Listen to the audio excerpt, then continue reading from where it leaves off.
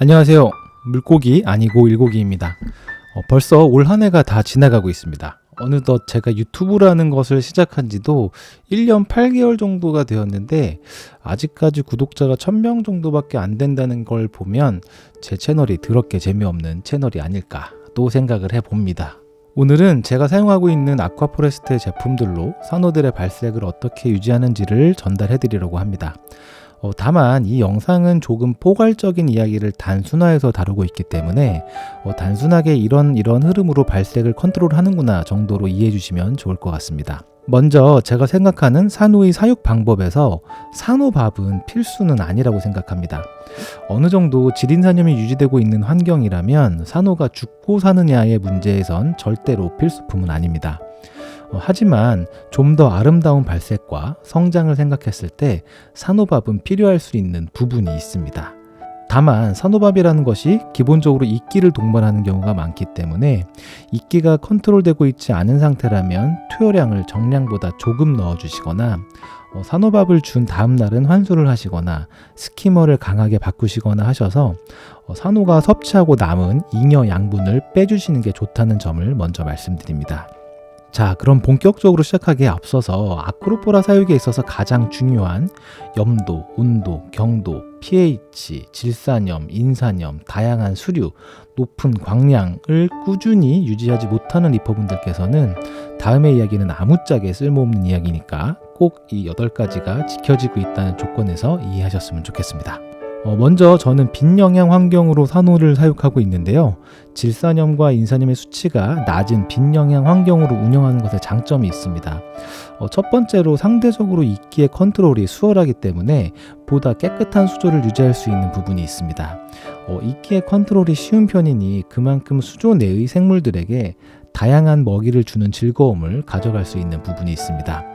액상형 먹이부터 입자형 먹이까지 다양한 먹이를 팍팍 줄 수 있다는 것이 매우 즐거운 일이 아닐까라고 생각을 합니다. 두 번째로는 산호의 색상을 밝은 톤으로 유지할 수 있기 때문에 산호들의 발색을 어느 정도 조절할 수 있는 범위가 존재합니다. 좀 더 진하게 만들거나 좀 더 밝게 만들 수 있다는 게 큰 재미가 아닐까라고 생각을 합니다. 그럼 단점은 뭐가 있을까요? 일단 돈이 많이 듭니다. 상황에 맞게끔 첨가해야 하는 산호밥의 종류도 많아지고 꾸준한 루틴을 가져가야 합니다. 수조를 관리하는 시간이 적거나 번거로우신 리퍼분들이라면 영양분이 조금 높은 환경으로 사육하시는 게 여러모로 쉽고 정신건강에 매우 좋습니다. 그리고 두 번째로는 귀찮습니다. 꾸준히 무언가를 한다는 게 사실 보통 일은 아니라고 생각을 합니다. 우리는 취미를 하는데 일이 되어버리는 느낌이 되어버릴 수도 있으니까요. 자, 세 번째로는 부영양 상태일 때보다는 성장 속도가 조금은 더딘 감이 있습니다. 산호를 성장시키는 재미를 추구하시는 리퍼분들께는 다소 어울리지 않는 방법이 될 수도 있습니다. 그런데 그럼에도 불구하고 우리 리퍼들은 어떤 사람들입니까? 남들이 하지 말라는 거 다 해보고 실패해보고 경험하는 것이 더 즐거운 사람들 아닐까라고 생각을 합니다. 말려도 할 사람은 한다는 거 알고 있습니다. 제가 그랬습니다. 저는 일주일에 6일 매일 정해진 시간에 정해진 산호밥을 넣어주고 있는데요. 일반적으로 산호 먹이류는 밤에 주는 것이 더 효과가 좋다고 알려져 있지만 저는 야간에 줄 수 있는 환경이 안 돼서 매일 오전에 주고 있습니다. 앞서 말씀드렸지만 산호밥이라는 건 필수는 아니라고 생각을 하고 있습니다만 우리가 어린 시절 학교에서 배웠던 필수 5대 영양소라는 것을 많은 분들이 기억하고 계실 겁니다.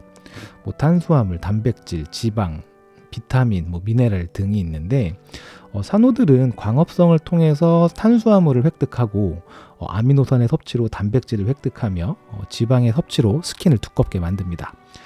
비타민은 노화를 방지해주고 면역력을 올려주는 역할을 하게 됩니다. 이처럼 사람들에게도 중요한 것들이 산호들에게도 중요한 부분이 있습니다.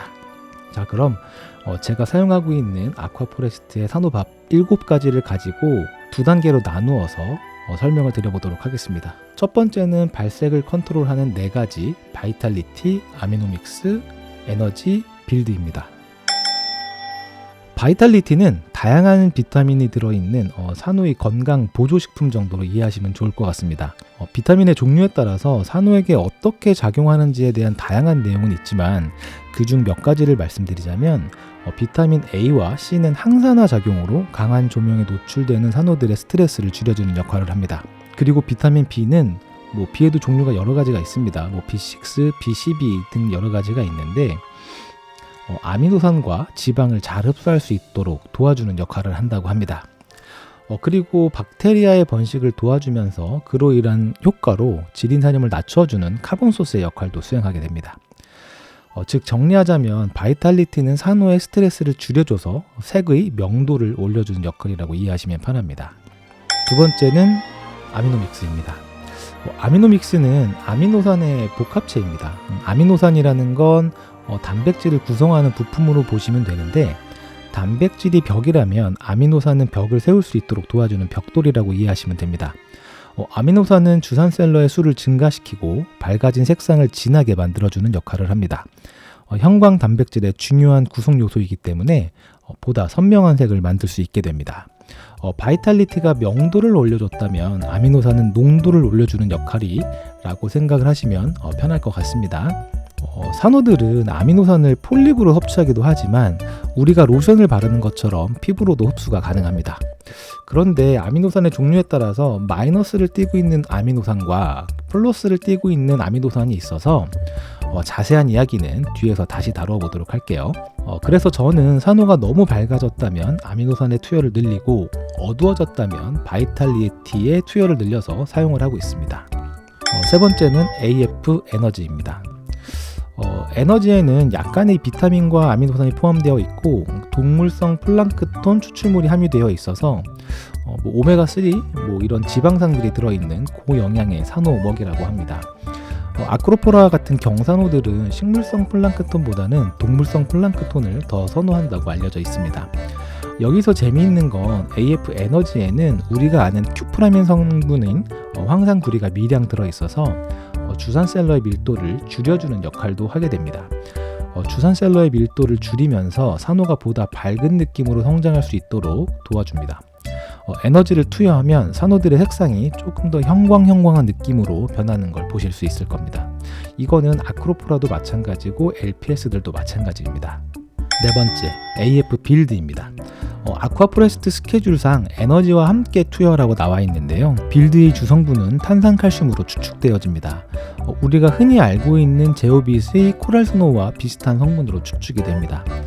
AF 에너지는 냄새를 맡아보면 시큼한 냄새가 나는데 에너지가 수조로 들어갔을 때 산성 반응을 해서 pH나 알칼리니티를 떨어뜨릴 수 있는 가능성이 있습니다. 그것을 보정해주는 용도로 사용이 되며 물을 투명하고 맑게 해주는 역할을 하게 됩니다.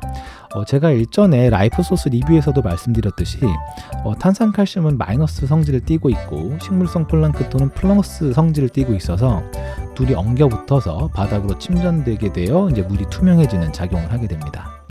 물이 투명해지면 기분이 매우 좋아지는 장점이 있습니다. 자, 챕터 2. 성장을 촉진시켜주는 세 가지. 퓨어푸드, 파워푸드, 그로우스 부스트. 입자형 먹이인 AF 퓨어푸드, 파워푸드, 그로우스 부스트를 그냥 묶어서 설명을 하려고 하는데 그 이유는 앞서 아미노산을 섭취하는 방법 때문에 묶어서 따로 설명을 드리려고 합니다. 산호의 피부에 있는 세포들은 마이너스의 성질을 가지고 있다고 합니다. 그렇기 때문에 플러스 성질을 가지고 있는 아미노산은 산호의 피부를 통해서 바로 흡수가 되지만 마이너스 성질을 띠고 있는 아미노산이라든지 가루형 타입의 먹이들은 산호가 폴립을 통해서 포획을 해서 소화를 시켜야 됩니다. 퓨어푸드의 경우 마이너스 성질을 가지고 있으며 뼈대의 성장을 촉진하는 탄산칼슘 기반 영양분이어서 폴립을 통해서만 양분을 섭취할 수 있게 됩니다. 파워푸드의 경우 플러스 성질을 띠고 있는 동물성 플랑크톤을 주요 성분으로 하는 입자형의 산호 먹이입니다. 동물성 플랑크톤은 피부를 통해서 섭취가 안 되기 때문에 이 또한 폴립을 통한 섭취로 영양으로 활용되게 됩니다. 그로우스 부스트 또한 탄산칼슘과 아미노산이 함유되어 있습니다. 가루 타입으로 제공되는 것으로 미루어 볼 때 그로우스 부스트에 있는 아미노산은 마이너스 성질의 아미노산을 모아놓은 것이 아닌가라고 조심스럽게 추측을 해봅니다. 자, 이외에도 입자형 타입의 산호밥을 주는 이유는 더 있는데요. 산호들의 종에 따라서 광합성의 비중과 섭식의 비중이 다릅니다. 보통 SPS보다는 LPS가 섭식의 비중이 높은 편이고요. 그리고 SPS 중에서는 밀레나 테누이스 같은 종류가 섭식의 비중이 조금 더 높다고 알려져 있습니다. 그렇기 때문에 입자형의 산호밥을 주는 것은 최대한 모든 산호들이 영양을 섭취할 수 있게 해주는 좋은 선택이 될 수 있습니다. 자, 저는 이렇게 기본적인 지린산염은 낮게 유지하면서 다양한 산호 먹이류를 통하여 발색과 성장을 동시에 만들어 가려고 노력하고 있습니다. 과거에는 지린산염을 높게 유지하면서 산호밥 대신 물고기의 사료로서 산호밥을 대신하였지만 이렇게 운영을 해보니 조금은 귀찮기도 하지만 하루하루 눈에 띄게 이뻐지는 산호들을 보면서 앞으로도 이런 루틴을 가지고 산호들을 사육해 나가보려 합니다. 이상 물고기 아니고 일고기였습니다.